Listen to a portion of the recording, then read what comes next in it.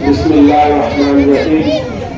सारी तारीफें मेरे अल्लाह के लिए, क्योंकि वो वाजिबुल वजूद है, उसमें तमाम सिफात कमालिया मौजूद है। आज के ये इस्तिकबालिया प्रोग्राम के सदर कारपोरेटर अमानतुल्लाह पीर मोहम्मद साहब और इस प्रोग्राम को तरतीब देने के जिम्मेदार इस्माइल हौकर साहब और उनके तमाम साथियों और अहलियाने अब्दुल्ला नगर ए के वो मुखलिस नौजवानों जिसने ये प्रोग्राम को अरेंज किया। सबसे अहम बात, आप असेंबली इलेक्शन को उठाकर देखेंगे तो आपको ये मालूम होगा कि इलेक्शन किस तर्ज पे हुआ। इलेक्शन अच्छाई और बुराई का था। आप मुखालफिन का कैरेक्टर और मुखालफिन का बैकग्राउंड उठाकर देखेंगे तो आपको ये एहसास होगा कि इस दीनदार शहर के अंदर, इस मालेगांव शहर के अंदर क्या चल रहा है। इन लोगों ने जो कमजोर और कच्चे इलाके हैं इनको नशे के आदी बना दिए। जब आप किसी बुजुर्ग को जब वो लूट चलाकर 50 साल 60 साल का इंसान जब लूट चलाता है और उसका एक बेटा जब नशे का आदी होता है तो आपको ये एहसास होगा कि पूरा खानदान तबाह हो जाता है। कई लोग अक्सर मेरे ऑफिस पर आकर ये बात बताते हैं कि मेरा बेटा जवान है लेकिन नशे का आदी है। वो जो है नशा करने के बाद लोगों को तकलीफ देता है, उसकी बीवी को मारता है, हम पर भी जुल्म करता है।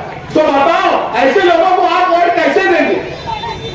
लेकिन मैं हमारे कायद सालार साहब से ये भी कहूंगा कि हमको ये देखना चाहिए कि पिछला जो इलेक्शन गुजरा हम 37,000 वोटों से जीते थे, अब 162 से क्यों जीते।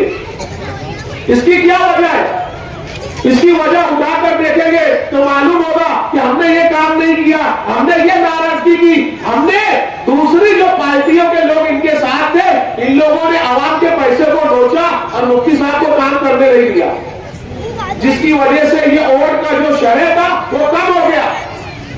लेकिन अल्हम्दुलिल्लाह मालेगांव हाई स्कूल के अंदर मेरी जिम्मेदारी थी, मैं वहां पर 150 लोगों से लड़ता रहा। वहां पर अब्दुल्ला नगर ए भी हसनपुरा जैतूनपुरा की वोटों को इन लोगों ने बोगस तरीके से गिराया। ये जो है सुबह जाकर कई खातिन की शक्ल में इन्होंने पूरी तैयारी की और गिराया। लेकिन बोलते हैं ना कि 100 जो है भेड़ियों पे एक शेर हावी है। तो अल्हम्दुलिल्लाह मैंने वहां पर खड़े रहकर उनकी टेंडर वोटिंग करवाई।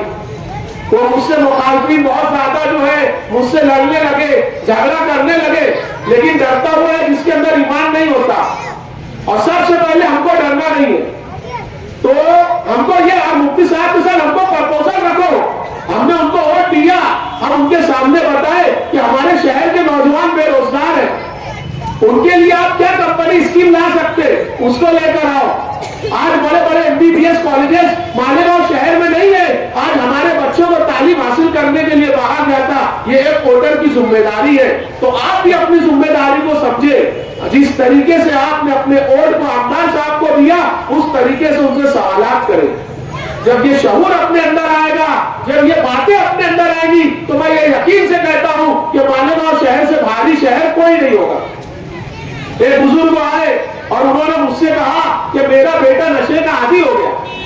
उन्होंने एक शेर कहा कि बाबा, मैंने उनसे पूछा कि आप 50 साल के हो गए लेकिन लूट चलाना बंद नहीं किए, जबकि औलाद तो जो है वो जो है माँ बाप का जो है उनके लिए खड़े रहती है हमेशा, उनकी खिदमत के लिए।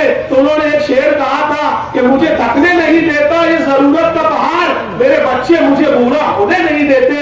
ये 60 साल के जो बुजुर्ग थे उनका ये शेर था। तो बताओ आप ऐसे लोगों का साथ कैसे दे सकते।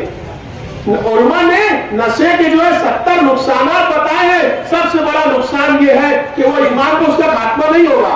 तो बताओ हम उनकी फिक्रे कैसे करें। एक ईमान वाले का ताल्लुक एक ईमान वाले से मजबूत होना चाहिए। मैंने एक सिफातनामा जो है जारी किया, इंशाअल्लाह जब भी आमदार साहब जो टाइम देंगे तो मैं आप लोगों से ये चाहूंगा कि वार्ड नंबर 14 के और अहलिया में महिला ए भी अब्दुल्ला नगर जो भी है वो सिफातनामा हम उनको बताएंगे और ये डिमांड करेंगे कि मुफ्ती साहब आप शहर के आमदार है, ये आपकी जिम्मेदारी है। मैंने उसमें 10 जो है काम लिखा है, इंशाल्लाह वो देकर उनको ये कहना है कि ये काम आपको अकेले नहीं करना है, ये काम जो है जिन लोगों ने आपको वोटें दी इनके साथ मिलकर हम आपके साथ काम करेंगे और इंशाल्लाह हमारे शहर को तब्दील करेंगे। और दूसरा अहम, सबसे ज्यादा जो अहम विषय है वो कारपोरेशन इलेक्शन का है।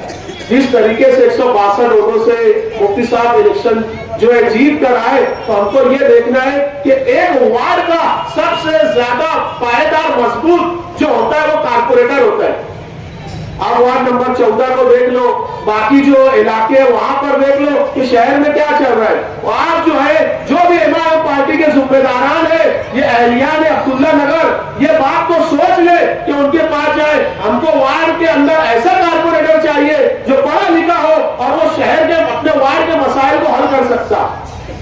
हम ये चाहते हैं कि जिस तरीके से शहर के अंदर इमाम का अंदाज बना, हमारी ये कोशिश होना चाहिए हर इंसान की कि वार्ड नंबर 14 के अंदर और पूरे मालेगांव के अंदर जो है मेयर जो है वो जो है इमाम का बनना चाहिए। ये हमारी कोशिश होना चाहिए। अभी हमारा मसला हल नहीं हुआ।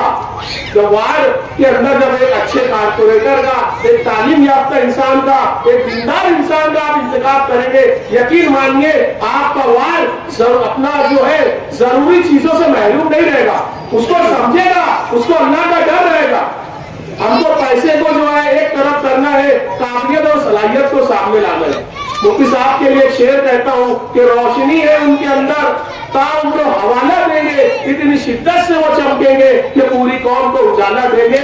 ये मुफ्ती साहब की जो मेहनत है और जिन लोगों ने उनका वोट दिया, मैं फिर जो है उनका शुक्रिया अदा करता हूँ। लेकिन बराए मेहरबानी आप भी जो लोग उनसे नाराज है, हर जगह नाराजगी होती है, किसी का 19-20 काम होता है, हर इंसान को नजर आता है, लेकिन वो सब तो हमको बालाए ताक रख के उनके साथ जोड़ना है कि एक दीनदार इंसान जब इस सियासत में आया तो ये हमारी जिम्मेदारी है कि हमको उनको दामन काम लेना चाहिए, और अगर वो गलत काम करते हैं तो उनको बताए कि ऐसा नहीं ऐसा है, ये हमारी जिम्मेदारी है। तो बराए मेहरबानी मैं आप लोगों से फिर रिक्वेस्ट करता हूँ कि आप अपनी जिम्मेदारी को समझें और कारपोरेशन इलेक्शन बहुत ज्यादा नजदीक है, उसके लिए एक लाहे अमल बनाकर किस तरीके से पूरे मालेगांव शहर के अंदर काम करना है वो हमको देखना है।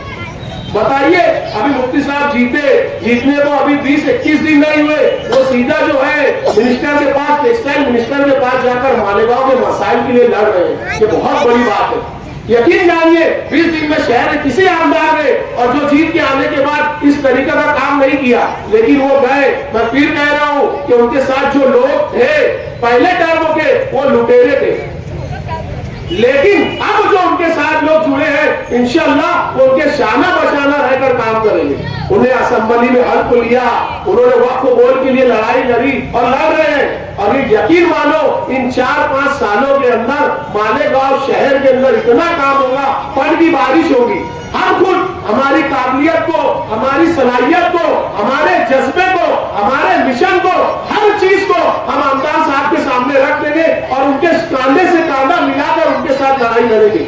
हम आवाम को उनका हक दिलाएंगे, हम बताएंगे ये गरीबों का शहर है, लेकिन हम उनका हक जरूर दिलाएंगे। हम यहाँ पर वो कंपनी लाकर बताएंगे कि एक नौजवान को अच्छा रोजगार मिले, वो अपनी तालीम यहाँ से हासिल करे, और खातून के लिए जिस तरीके के गार्डन यहाँ पर होना चाहिए, जॉगिंग ट्रेन जो आउटर में चल रहे हैं, इंशाल्लाह इन 4-5 सालों में हम यहाँ लाने की कोशिश करेंगे। बस आप अपनी ऑटो को संभाले और आप हमको काम बताए, मुफ्ती साहब को काम बताए कि हमको ये करना है, ये करना है, इस तरीके से काम करना है। अगर उनसे गलती हो जाती तो बताए, उनकी अच्छाई की सराहना करें। तो ये सारी चीजों को सोचने की जरूरत